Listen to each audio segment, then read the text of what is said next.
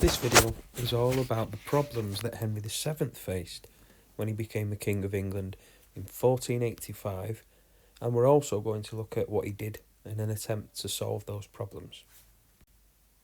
So problem number one is, how can he officially, once and for all, end the Wars of the Roses? Remember that the country has now been at war for decades, and he needs to make sure that he and his family remain on the throne. Similarly to that, there were people in the country that he considered enemies, and he had to deal with them once and for all. One group of people that were absolutely necessary to him staying on the throne was the nobility. He needed to control them, but also keep them happy in order to stay in power. Now, the word nobility is a word to describe the powerful people who owned land and were therefore very wealthy in the 15th century. And it wasn't just in his own country where he had to maintain good relations with powerful people. He also had to maintain positive relationships with powerful foreign countries too. In order to establish himself and maintain control, he was in desperate need of money as well. So making himself the crown and his kingdom richer was very important to him. And finally, he had to establish Tudor culture.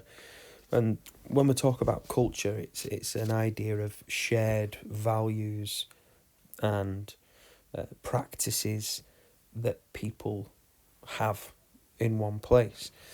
So when we're talking about British culture, quite often people will say jokingly, fish and chips, chicken tikka masala is part of British culture. We often think about food as part of culture, but culture is about those shared ideals, the shared things that people hold dear to them and appreciate. So Henry had to basically create a culture of the Tudor family and convince the people of England to buy into that culture. So let's have a look at how Henry solved problem number one, which was ending the Wars of the Roses. He becomes king in 1485 after the Lancastrian victory at the Battle of Bosworth Field. He decides that the best way to end this war isn't through more battles, but through marriage. And that is why in 1486 he marries Elizabeth of York. And by combining the two families by marriage, he hoped to end conflict between them. And generally it worked. There is an example of one battle, the Battle of Stoke in 1487, where some Yorkists did try to continue to take the fight to Henry. But by defeating them, he ended any military hopes that the Yorkists would take the throne from him.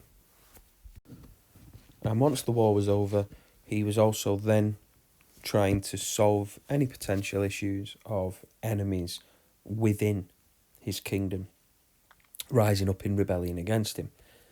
So the first thing that Henry does is he grants more freedom to the people of Wales, in the hope that giving them this additional freedom and power over their own lives would essentially try to stop any chance of a rebellion in Wales. And there had been examples of that right the way through the medieval period.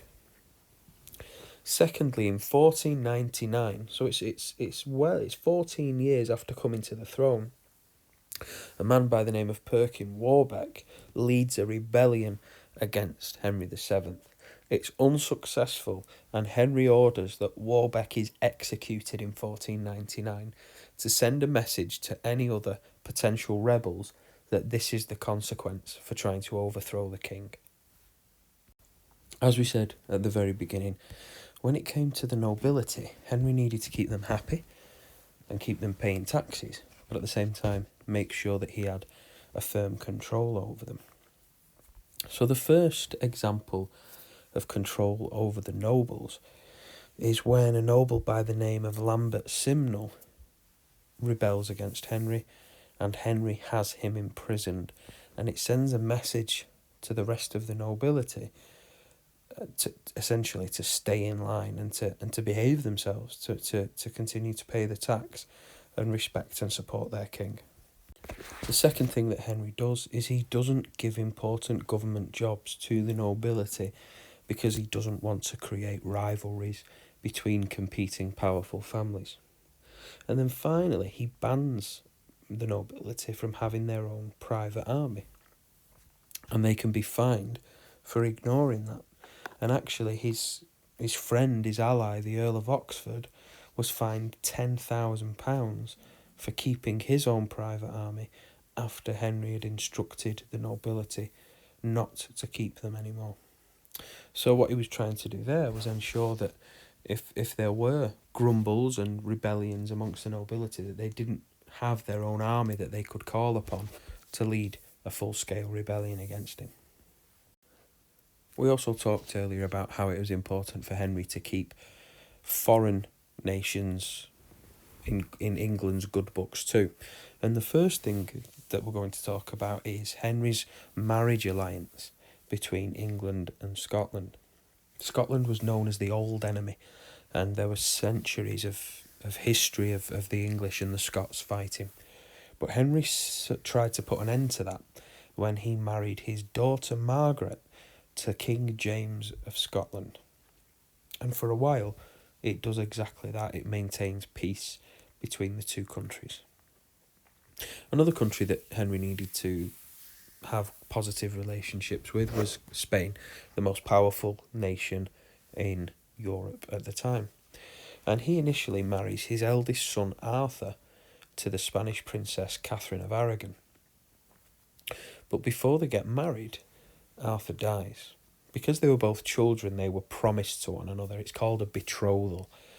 They essentially promise that they will marry when they become of age. But Arthur died as a teenager. And so what Henry does is he replaces Arthur with his second son, Henry, who will go on to become Henry VIII, and marries Henry to Catherine of Aragon.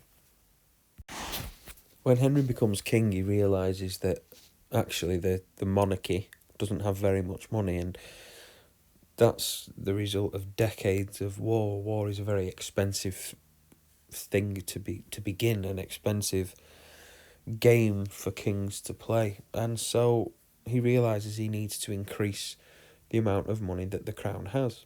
So the first thing that he does is he increases taxes. Now at this time, ordinary citizens living in poverty, they didn't pay taxes. Taxes were reserved for the nobility.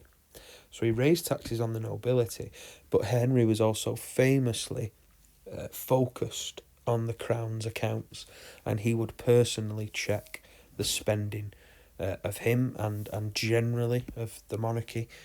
He was known for being quite stingy with his money, and he would regularly check the accounts to make sure that he wasn't spending too much money. And the final problem for Henry was how to create this idea of Tudor culture, giving people a shared sense of belonging in Henry's kingdom. So we'll go from left to right. First is the creation of the Tudor rose.